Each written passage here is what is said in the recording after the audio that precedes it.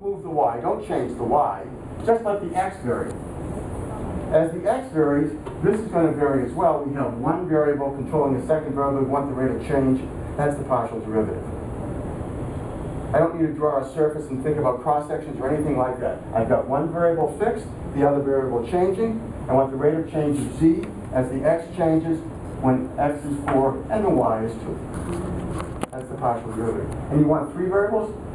We'll just change this to third variable here, send it into the control box over here, and here's w depending on x, y, and z. You do the same thing, and now you've got three variables. You want 15 variables? I have the same visualization. I don't have to think about a 16-dimensional space that has 15 variables and one variable. I have 15 of these things here. Easy to think about 15 of these things, and one variable will be controlled. And if you want to have more than one variable, you want to have another variable controlled by it, that's okay too. Because each one of these is controlled independently, and so we can come out and control two variables. It all works. The same idea. It's all one variable really controlling one variable. It's all back to this kind of picture here. And everything else is being held fixed. Everything else is being held fixed. I can have one variable controlling two variables. I can have three variables controlled. However you want to mix and match them. It's all basically about this figure here. And what rates mean here and what derivative means here. So, let me talk a little bit. We've got ourselves a late start here. So let me talk a little bit about the other idea in this presentation, which is about duality. So,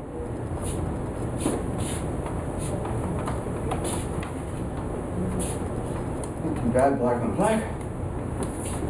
This is not orange. That's the new black. Orange? Orange is the new black. I didn't know that. Oh, this is It's a movie. Is that a new movie? It's a series. I mean, everything is the new black. Yeah, Black is the new black. Orange is the new black. Okay, so duality. So duality in common language has to do with a pairing of words. Good, bad, black, white. In geometry, it might be point and line, or line and point. Intersection and join, joining two points, join them together, get a line, the join of 2 points, or join intersection. Those words are paired off. Okay? There's also concepts that have duals like a triangle and a trilateral. Triangle is formed by 3 points. Trilateral is formed by 3 lines. It's a figure formed by 3 lines.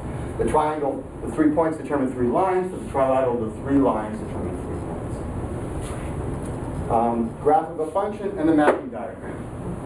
All right, that goes back to that figure we were talking about before.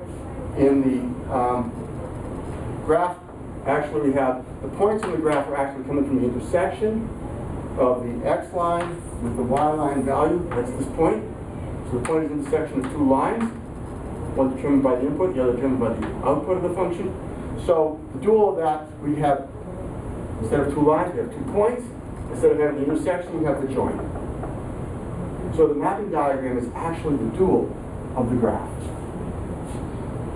But that duality doesn't work in Euclidean geometry. All right. So there's also, you have a range of points. It's a collection of points. Then we have, say, a range of points on the line. These are points on a line. All right. So a range of points on a line. The dual of that would be a pencil of lines on a point.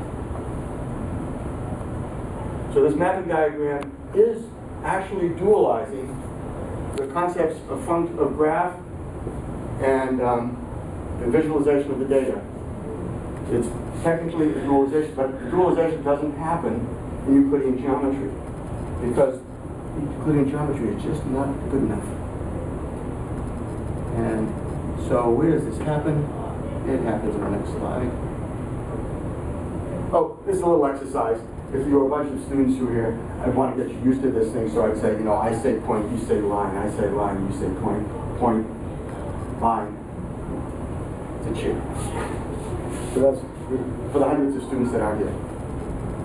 It's a good exercise. Okay, so here's the basic principle of duality for projective plane geometry, which you could abbreviate PPG, or if this were doing the nice print that it's supposed to be, RP2, real projective plane. So RP is real, P is projective, and the 2 is the two-dimensional plane. All right, so there's a duality there. And the duality principle in projective plane geometry is that if you have a statement that's about things going on in real projective plane geometry, if you take and apply the corresponding changes in the words, point goes to line, line goes to point, then the statement that results, called S prime, is a statement also about RP2. And the principle is that if you have a theorem, if you have a statement that's a theorem in RP2 that's true in some sense, or whatever sense you want to mean, true, maybe provable, whatever, that's true if and only if the dual statement is also true. So if you prove a statement in real projective geometry, you don't have to prove the dual statement. It's automatic by this principle. And the reason is because the axioms, the basic features of real projective geometry, are dual to each other. So anything that you prove, you can have the appropriate statements filled in and prove those as well. All right, so that's duality. And now we're going to apply that duality. So here's a statement that's true about usual geometry. 2 points determine a unique line, the joint of lines. That's true in Euclidean geometry. It's going to be true in projective geometry. Now the dual statement should also be true. So 2 lines, I've changed uppercase to lowercase, determine a unique point, the intersection of the lines in Q. So any 2 lines have a point of intersection. And that's not true of Euclidean geometry, but it is true of projective geometry. So if we have, what happens with these lines, it used to be, let's put them over here. Now here's 2 lines in Euclidean geometry, they don't meet, but in projective geometry they must meet, so they meet way out here at a point infinitely far away. We have a point at infinity where they meet. Right? So that's not a point in Euclidean geometry, it's a point in projective geometry. So every pair of parallel lines will have a point of infinity that they share. All the other ordinary lines, they meet someplace in usually Euclidean geometry, but these parallel lines, now they meet out at infinity. So we have a new point. Actually, we have a lot of these new points. Every pair of parallel lines has one of these infinite points. So if we have 2 points, this point here, and maybe, let's take this one. This point